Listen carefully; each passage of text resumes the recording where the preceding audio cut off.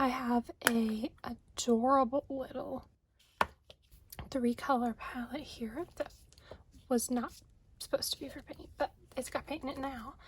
And a new book. This is the 3x5 Paul Rubens book. 100% cotton. My black, slightly larger book is Paul Rubens. And I absolutely love painting in that book. Of course, when I started painting in it, I didn't know it was cotton, so I just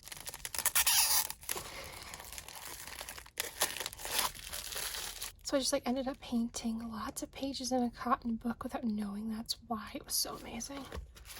All of the color bleeds did this like amazing cotton thing. Paul Rubens is really great pricing for cotton paper. And I thought, in the spirit of this being a pink book, that we would paint with this little palette I got a while ago. I put Flamingo pink and Naples yellow deep and Cinereous in it. They're all opaque, but they're watercolors, so that's a very fun triad of colors. I think. So earlier today I was thinking I haven't painted fall yet, and then I realized in Australia it is spring, and then I randomly wanted to paint cherry blossoms. So we will be painting cherry blossoms today. If you see this video in the spring, you will know that I filmed it back in the fall when I wanted to paint some spring. So I'm going to start with the Flamingo pink, and I want to try to get lots of big blobs of tree shapes, and then we will figure out how to make green.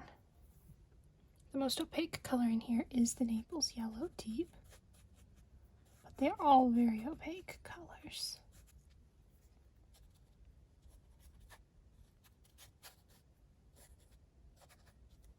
It's been a really long time since I've painted any trees, so this should be kind of fun.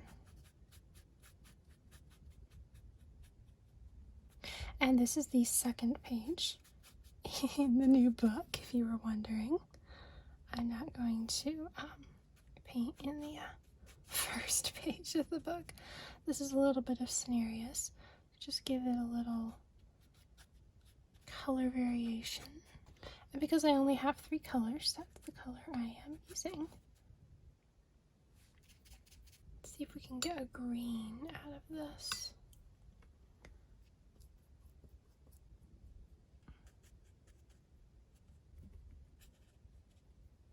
So the more yellow we add, the more olivey the color will get, the more towards an olive color.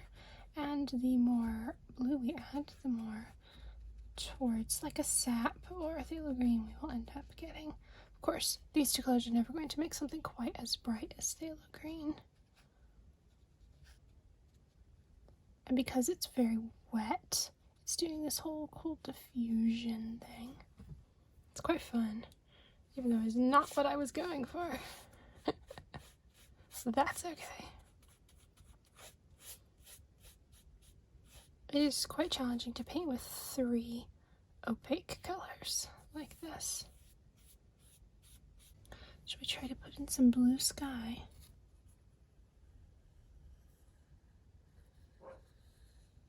That's so fun, it looks like Barbie pink. Now I'm going to try to put some rocks down here.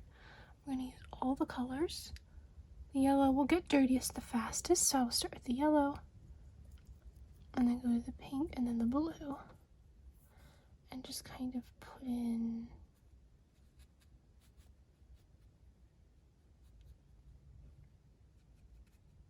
trying to not disturb the interesting things that have already been made.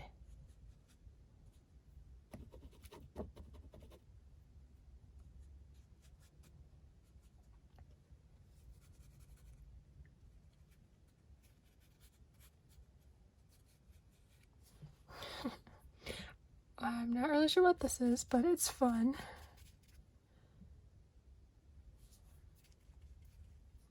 I was going to be done, but actually I want to soften this. The nice thing about cotton paper is it will let you paint for longer, and to go back and keep fiddling with things, whereas you won't be able to do that if it's not cotton. And that's fine. You just have to like learn what your specific paper does, what its strengths are, what its weaknesses are, and then work with the paper instead of trying to make the paper do what you want it to do. Well, the one thing we haven't made is purple. This makes an interesting kind of lavendery color. Maybe we'll give it a mountain. Oh, pink. Not enough pink.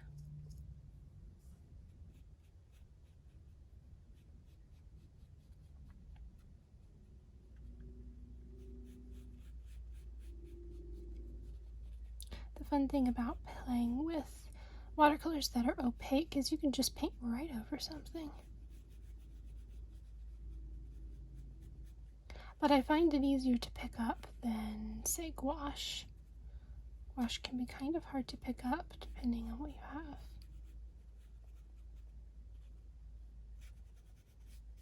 I don't really know what I'm doing, where I'm headed with this, but this is kind of fun. When I start doing things like this, I don't really know where to stop. Where do I stop? Do I stop there?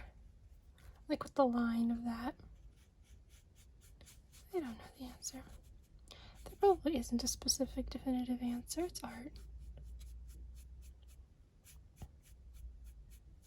One of my favorite things to do with restraint issues when I'm watching someone's tutorial is to literally just follow about half of it and then be like, I like the way my painting looks, I'm done. I'm not going to copy the rest of your tutorial, or kind of begin following their tutorial and then take it in my own direction. That's fun. It is so interesting. It looks like that's supposed to be the sky. The thing I was planning on being trees looks like it's the sky now. And that it's exploding with greens and pinks. Wow. That was fun. Let me clean off my colors again. It's such a cute little thing. I want to make it pretty. If I had a different one of these containers, I would probably put some different colors in it next time. I don't really know what. It was so hard to choose what colors to put in that. I will put a link in the description for you if I can find if this is still available, so that you could check it out for yourself. Fill it up with paint. It holds so much paint. This is a 3/4 brush that works just fine with it. I can also see if I had filled it with non-honey based paints, this one's honey based, then I could like put this in a bag or something and just been like this at my travel brush and a little book, or for painting in bed. But I put a honey-based color in it because I just wanted it to be pretty and on my desk. It's been sitting right over there, just looking at it sometimes and painting with it when I want to pull out opaque colors, because I can't always like, where are my opaque colors? I don't use opaque colors all that often, and so I just have this very easily accessible to be like, I want to paint with opaque colors. Yeah, that's very fun, and that turned out really fun. I really love the Paul Rubens books. My tea's probably cold. Oh. Alright, well, thank you so much for watching. Hopefully you have fun painting this, enjoyed painting and stuff. I will see you in the next video.